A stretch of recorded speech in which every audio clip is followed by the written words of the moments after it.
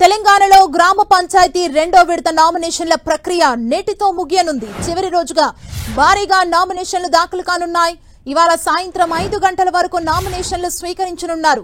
రెండో దశ ఎన్నికల్లో భాగంగా తొలి రోజు మొత్తం 4332 సర్పంచ్ పదవులకు గాను 2975, 38,342 వార్డులకు గాను 3,608 నామినేషన్లు దాఖలైనట్లు రాష్ట్ర ఎన్నికల కమిషన్ సమాచారం అందించింది. అయితే సోమవారం సర్పంచ్ వార్డు సభ్యుల స్థానాలకు ఎన్ని నామినేషన్లు దాఖలయ్యే దానిపై రాత్రి పొద్దుపోయే వరకు ఎస్ఈసికి పూర్తి సమాచారం అందలేదు. దీంతో మంగళవారమే 2 రోజుల్లో దాఖలైన నామినేషన్ల సంఖ్యపై స్పష్టత వచ్చే అవకాశం ఉంది.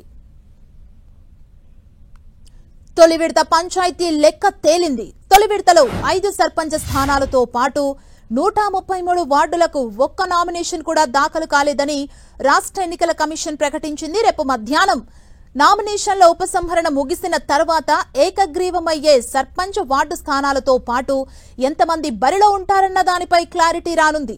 తొలి విడత ఎన్నికల్లో 4236 గ్రామ పంచాయతీల్లో 4231 సర్పంచ్ పదవులకు 22,330 నామినేషన్లు దాఖలయ్యాయి.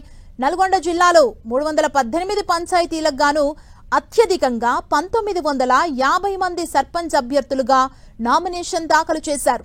ములుగు జిల్లాలో అత్యల్పంగా నామినేషన్లు నమోదయ్యాయి. 48 పంచాయతీలకు కేవలం 273 మంది మాత్రమే నామినేషన్లు వేశారు.